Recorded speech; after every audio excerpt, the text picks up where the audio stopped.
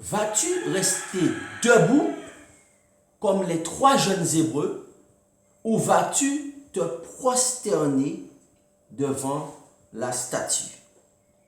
Éternel, notre Dieu, notre Père, l'heure est grave. Nous voulons, Père, que tu nous aides à rester debout devant les idoles, devant la statue qui a été placée devant nous pour que nous puissions nous prosterner. Parce que nous savons que nous devons nous prosterner seulement devant le vrai Dieu. Montre-nous, Seigneur, comment faire pour résister aux tentations que Satan place sur notre route d'adorer Baal. Ce sont les grâces que nous te demandons. Au nom de Jésus-Christ, notre Maître et Seigneur, et pour sa gloire. Amen. Comment rester debout comme les 3 jeunes Hébreux? Deuxième partie. Eh bien, c'est une question extrêmement importante, extrêmement grave, à laquelle nous devons répondre aujourd'hui. Parce que, aujourd'hui, heureusement que nous avons cette parole du Christ. Le Christ nous montre comment faire pour rester debout. Dans quelle direction nous devons regarder pour rester comme les 3 jeunes Hébreux devant la statue que Nebuchadnezzar avait érigée pour qu'ils puissent se prosterner. Ils sont restés debout comme des hommes, debout comme des fidèles serviteurs du Dieu vivant. Jésus-Christ nous dit dans l'évangile de Jean au chapitre 14 et au verset 2, « Il y a plusieurs demeures dans la maison de mon Père. Si cela n'était pas, je vous l'aurais dit. » Pour rester debout devant la statue qui est érigée devant nous, pour que nous puissions nous prosterner, pour que nous puissions nous courber et obéir sans notre consentement, eh bien, pour rester debout, Jésus-Christ nous rappelle qu'il y a plusieurs demeures dans la maison de son Père. Ça veut dire que, eh bien, il nous dit qu'il reviendra. Il dit, si cela n'était pas, je vous l'aurais dit. Jésus-Christ ne nous a jamais caché la vérité.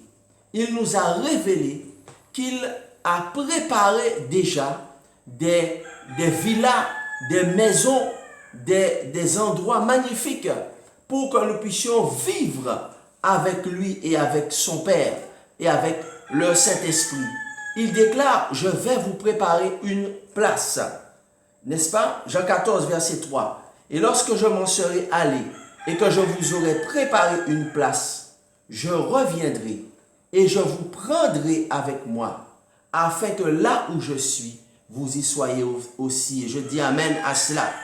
En effet, lorsque tu as compris que ta maison se trouve au ciel, puisque Jésus a dit, il y a plusieurs maisons, il y a beaucoup de belles villas dans la maison de mon Père. Alors tu as compris que tu es de passage sur cette terre. Tu as compris que tu es un voyageur sur cette terre.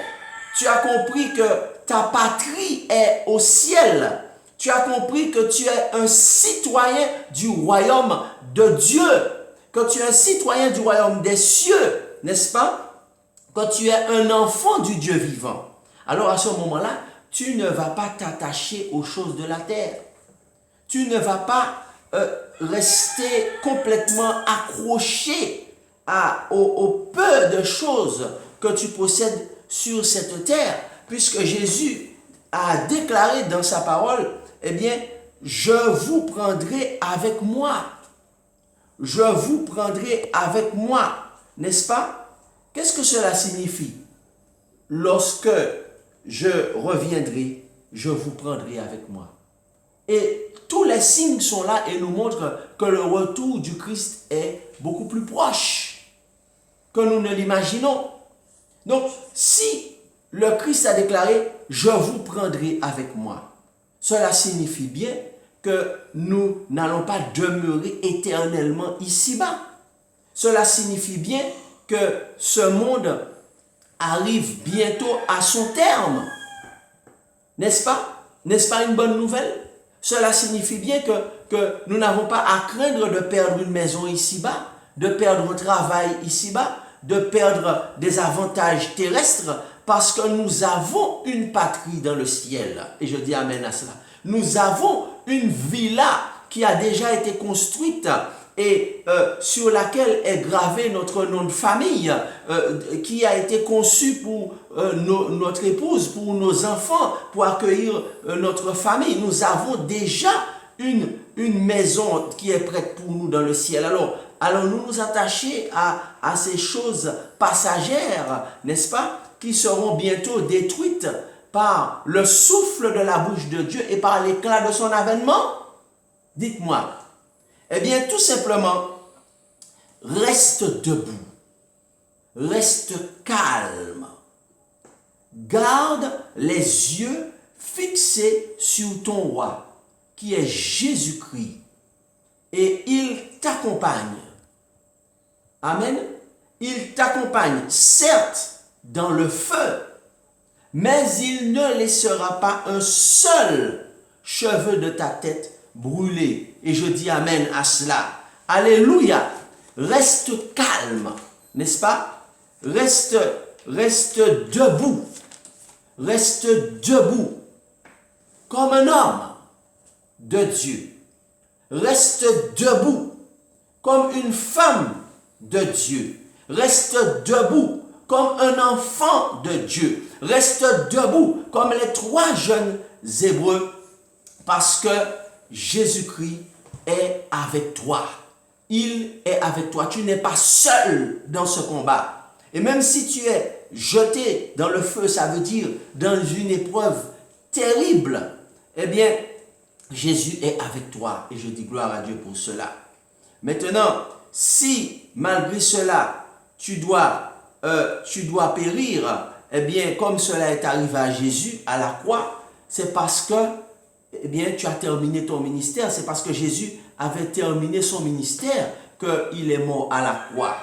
Mais si ce n'est pas le cas, même dans le feu, il sera avec toi et il te délivrera. Et je dis amen à cela.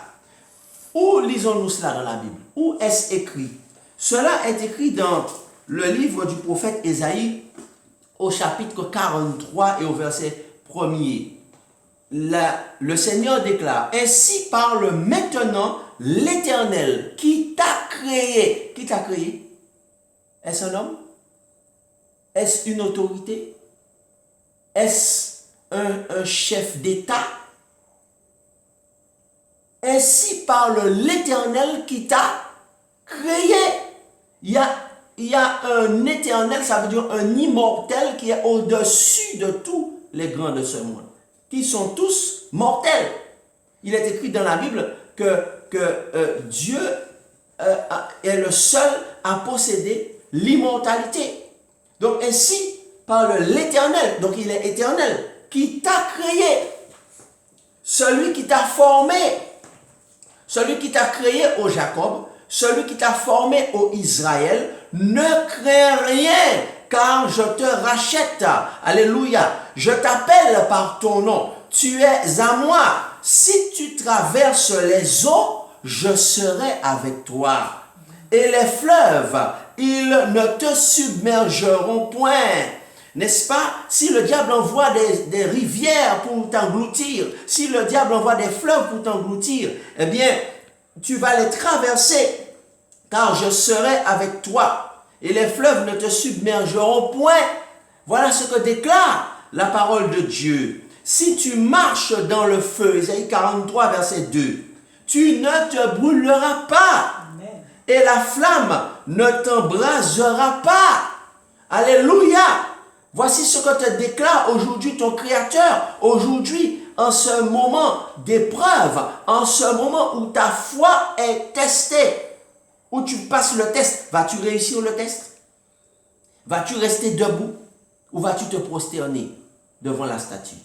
Alors le Seigneur déclare ceci: si tu marches dans le feu, tu ne te brûleras pas et la flamme ne t'embrasera pas. Pourquoi? Car, Ésaïe 43, verset 3, je suis l'Éternel, je suis immortel, alléluia, car je suis l'Éternel, ton Dieu, le Saint d'Israël, ton Sauveur. N'est-ce pas? Il déclare, je suis ton Dieu et je suis le Saint d'Israël. Et puisque toi, tu recherches la sainteté également, eh bien, tu seras protégé. Et je dis Amen à cela. Donc, il te délivrera, même si tu dois passer la nuit avec des lions dans la fosse. Hello? Même si tu dois passer la nuit dans le feu. Alléluia. Il va peut-être te laisser aller dans le feu. Pourquoi? Pour montrer au diable et à tes ennemis qui est avec toi. Pour montrer au diable et à tes ennemis quel Dieu tu sers. Et je dis Alléluia. Lorsqu'ils ont lâché les 3 jeunes Hébreux, Shadrach, Meshach et Abednego, dans le feu, n'est-ce pas? Les ennemis des Hébreux ont compris ce jour-là la puissance de leur Dieu. Et je dis Amen à cela. En effet, nous lisons ce qui s'est passé à ce moment-là dans Daniel chapitre 3 verset 17. Nebuchadnezzar leur a dit, est-ce que c'est de propos délibérés que vous ne vous prosternez pas devant la statue, vous ne faites pas ce que j'ai ordonné, l'ordre que j'ai donné, n'est-ce pas? Le commandement que j'ai donné, la loi que j'ai votée, vous ne faites pas ce que je dis. Eh bien, ils ont dit, Shadrach, Meshach et Abednego, Daniel 3, verset 16, répliquèrent au roi Nebuchadnezzar, nous n'avons pas besoin de te répondre là-dessus. Voici notre Dieu que nous servons, peut nous délivrer de la fournaise ardente, et il nous délivrera de ta main, ô roi, alléluia. Sinon, sache, ô roi, que nous ne servirons pas tes dieux, et que nous n'adorerons pas la statue d'or que tu as élevée. Sur quoi Nebuchadnezzar fut rempli de fureur, et il changea de visage, en tournant ses regards contre Shadrach, Meshach et Abednego, il reprit la parole, le roi, et dit, et ordonna de chauffer la fournaise 7 fois plus qu'il ne convenait de la chauffer. Puis il commanda à quelques-uns des plus vigoureux soldats de son armée de lier Shadrach, Meshach et Abednego et de les jeter dans la fournaise ardente. Verset 21, Daniel 3, ces hommes furent liés, attachés avec leurs caleçons, leurs tuniques, leurs manteaux et leurs autres vêtements et jetés au milieu du four ardent. Verset 22, comme l'ordre du roi était sévère et que la fournaise était extraordinairement chauffée, la flamme tua les hommes qui avaient jeté Shadrach, Meshach et Abednego, n'est-ce pas? Et ces 3 hommes, Shadrach, Meshach et Abednego, tombèrent liés au milieu de la fournaise ardente. Tellement le four avait été chauffé par l'ordre du roi, par la colère du roi, que même les soldats qui ont jeté les 3 jeunes Hébreux dans la fournaise, la chaleur qu'ils ont dû affronter pour pousser les 3 jeunes dans la fournaise, les a tué les soldats du roi. C'est vous montrer que ce n'était pas un fake. Ce n'était pas fake news, pour utiliser une expression à la mode. Les sanctions que le roi avait proposées à ceux qui ne voulaient pas se prosterner devant la statue, ce n'était pas des fake news. Le roi était très sérieux. Mais donc ses propres soldats ont péri à cause de ces sanctions. Ses propres soldats sont morts. Mais qu'est-il arrivé des 3 enfants de Dieu, 3 jeunes qui ont donné un exemple? Souvent on dit, peut-on faire confiance aux jeunes? Eh bien dans cette histoire, on voit que oui, on peut faire confiance aux jeunes qui sont remplis du Saint-Esprit, et je dis amen à cela. Faire confiance aux jeunes qui aiment Dieu plus que tout au monde, même plus que leurs avantages matériels. Eh bien, qu'est-ce qui s'est passé? Puisque, eh bien, ils ont été jetés dans la fournaise ardente, n'est-ce pas? Eh bien, à ce moment-là, regardons ce qui s'est passé. Daniel chapitre 3 et le verset 24. Alors le roi Nebuchadnezzar fut effrayé. Le roi, maintenant, c'est lui qui a peur, alors qu'il voulait faire peur à tout le monde. Pourquoi? Il se leva précipitamment, il prit la parole et dit à ses conseillers, n'avons-nous pas jeté au milieu du feu 3 hommes liés? Ce n'est pas 3 hommes que nous avons jetés dans le feu? Ils répondirent certainement au roi. Il reprit et dit, eh bien, je vois 4 hommes, 4 hommes sans lien, alléluia, sans lien, qui marchent au milieu du feu et qui n'ont point de mal, alléluia. Lorsque tu obéis à Dieu et que tu refuses de te prosterner devant la statue, Jésus va te libérer, je dis amen à cela.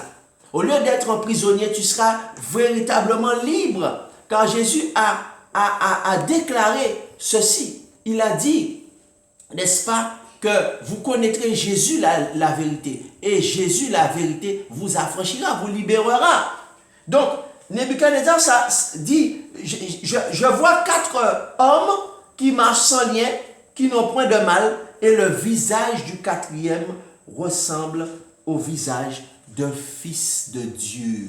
Je dis amen à cela. Il voit bien que le 4e homme a le visage du fils de Dieu. Qui était ce 4e homme qui a fait un voyage plus rapide que l'éclair, plus rapide que la vitesse du son, a traversé les cieux, a traversé la stratosphère, a traversé, n'est-ce pas, l'espace, a été je ne sais pas combien de fois plus vite que la vitesse du son et est arrivé dans un pays qui s'appelle Babylone, dans une fournaise ardente pour pouvoir climatiser la fournaise ardente. Qui est cet homme? Ce n'est autre que Jésus-Christ de Nazareth, et je dis amen à cela. Jésus en personne se déplace et vient accompagner tous ceux qui refusent de céder à la menace et de pouvoir tomber dans l'idolâtrie, d'adorer la créature au lieu du Créateur, d'adorer le matériel, les avantages matériels au lieu d'adorer le vrai Dieu et de mettre le matériel à sa vraie place, c'est-à-dire comme une création et non pas une créature. Et là, le matériel, est-ce le créateur? Les avantages de la terre, est-ce le créateur? Ou est-ce créature? Qui est le créateur? C'est Dieu. Lui seul est digne d'adoration et lui seul est digne d'être devant lequel on doit se prosterner. Parce que l'adoration veut dire se prosterner face contre terre. Le mot adorer. Donc par conséquent, eh bien Nebuchadnezzar s'approcha de l'entrée de la fournaise ardente et prenant la parole, il dit, Shadrach, Meshach et Abednego, serviteurs de Dieu, du Dieu suprême, sortez et venez. Et Shadrach, Meshach et Abednego sortirent du feu. Nebuchadnezzar maintenant, à cause de la fidélité de ces 3 jeunes Hébreux, Nebuchadnezzar maintenant reconnaît qu'il n'est pas Dieu. Oh, ce dirigeant, ce chef d'État se prenait pour Dieu. Et là, il reconnaît qu'il y a un Dieu suprême. Et il déclare ceci. Il leur dit maintenant, sortez du milieu des flammes. Et les dignitaires du royaume, les gouverneurs, conseillers du roi s'assemblèrent. Ils virent que le feu n'avait aucun pouvoir sur le corps de ces hommes. Alléluia, comment on appelle cela? On appelle ça un miracle, on appelle ça le surnaturel.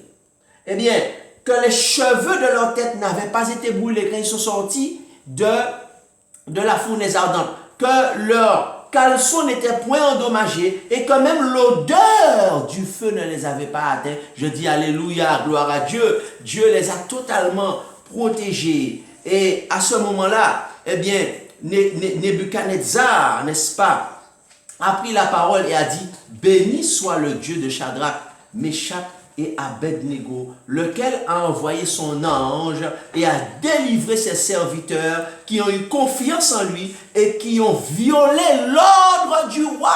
Il a même demandé que ces jeunes hommes-là soient bénis d'avoir violé son ordre.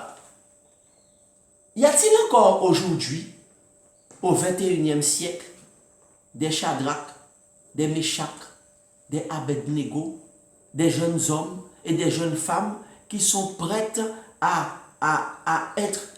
mettre en avant leur honneur et à dire nous n'allons pas nous prosterner devant la statue pour des avantages matériels, pour des avantages humains, Et ainsi, Dieu va démontrer sa puissance et même les dirigeants vont reconnaître qu'ils servent le Dieu suprême. Y a-t-il encore des jeunes comme cela, des adultes comme cela aujourd'hui, n'est-ce pas? À tel point que le dirigeant suprême a déclaré, eh bien, ils ont violé l'ordre du roi et ont livré leur corps plutôt que de servir et d'adorer aucun autre Dieu que leur Dieu. Eh bien, quel a été le résultat du fait qu'ils ont résisté aux tentations au pluriel de Satan? Parce que qui était derrière cet ordre? Qui était derrière cette tentation? Mais ce n'était pas Nebuchadnezzar, le chef de Babylone. C'était Satan qui l'inspirait, n'est-ce pas? Eh bien, à ce moment-là, Dieu a neutralisé le feu pour montrer sa puissance et pour sauver ses serviteurs et ses servantes. Amen. Dieu peut-il recommencer ce miracle? Bien sûr. Es-tu troublé? Es-tu dans un feu ou un carrefour de ta vie car tu ne sais pas où aller? Tu ne sais pas quelle décision prendre? Ne sois pas troublé. Reste calme. Garde les yeux fixés sur ton roi, Jésus-Christ, et ton capitaine, le Saint-Esprit. Et je dis Amen à cela.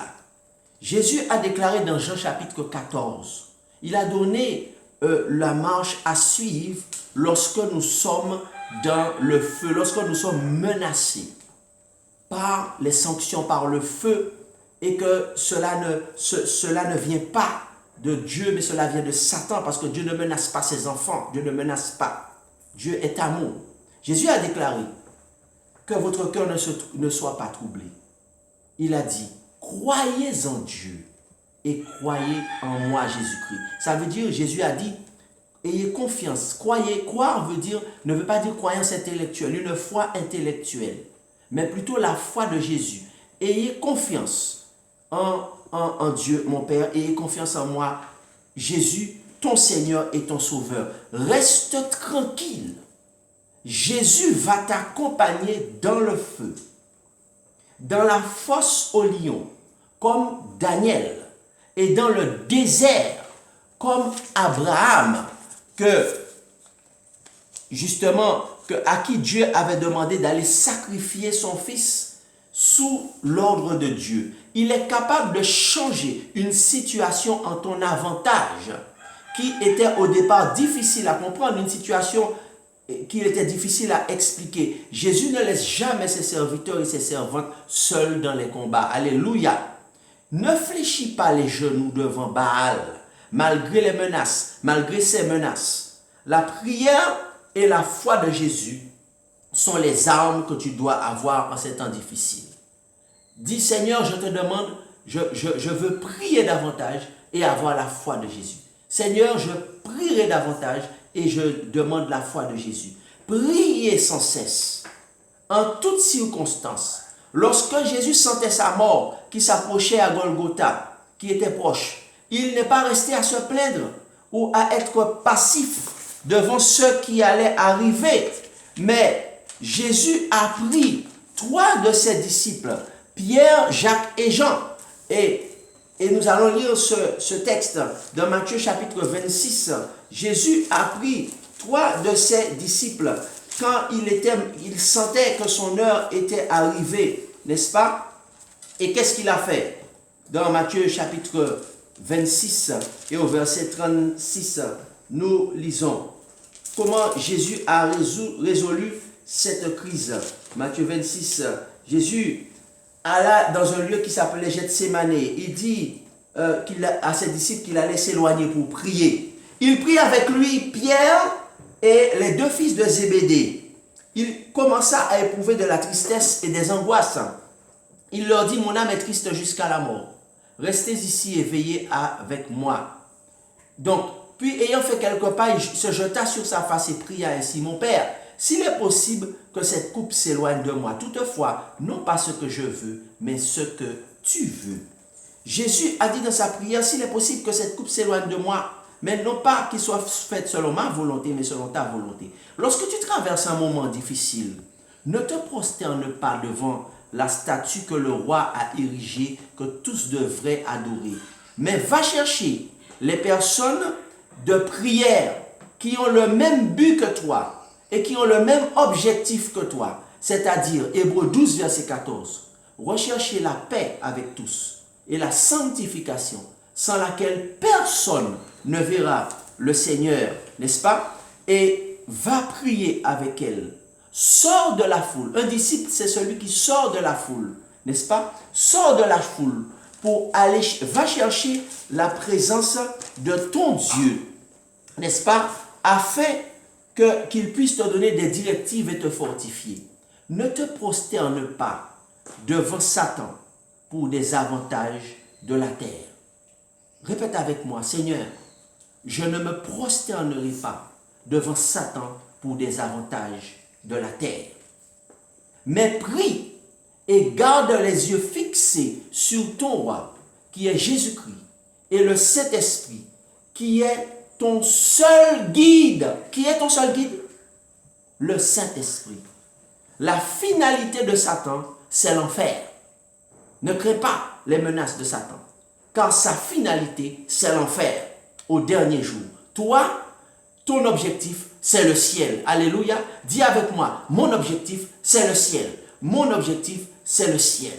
Eh bien, puisque ton objectif, c'est le ciel, eh bien, ne te prosterne pas devant Satan, mais garde les yeux fixés sur Jésus, car ça demeure. Les maisons sont déjà prêtes pour toi dans le ciel. Alors maintenant, approche-toi de Dieu. Dis, je m'approche de toi, Seigneur, je m'approche de toi, parce que tu es la source de la vie. Tu es la source de la vie. Je m'approche de Jésus, je m'approche de toi. C'est ce que tu vas faire maintenant, parce que ta finalité, c'est le ciel. Je m'approche de toi.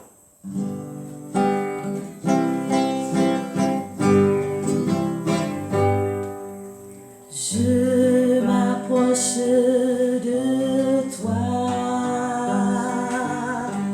Je m'approche de toi. Source de vie, source de vie, mon sauveur bénis-moi.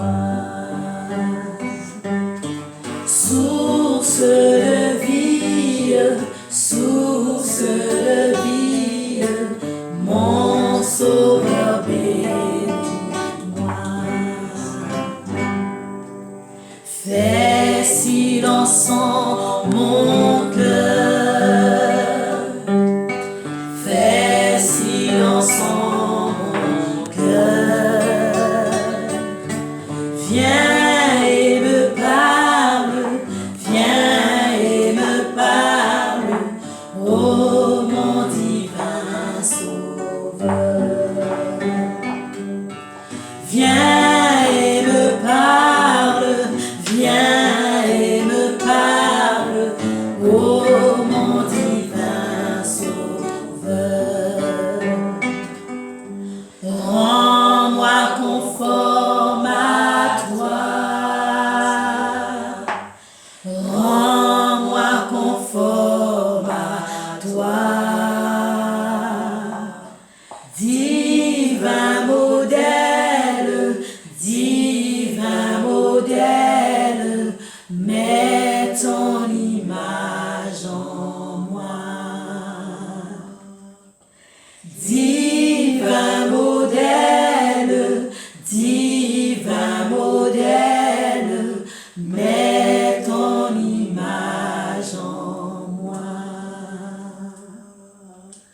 Rends-moi bouillante, Seigneur. Rends-moi bouillante, Seigneur. Pour ton service, que je parte en vainqueur. Pour ton service, que je parte en vainqueur. Et quand tu reviendras, et quand tu reviendras,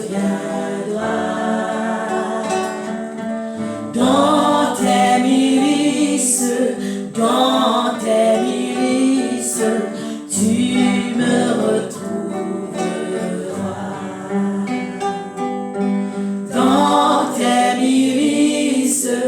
Dans tes milices, tu me retrouveras.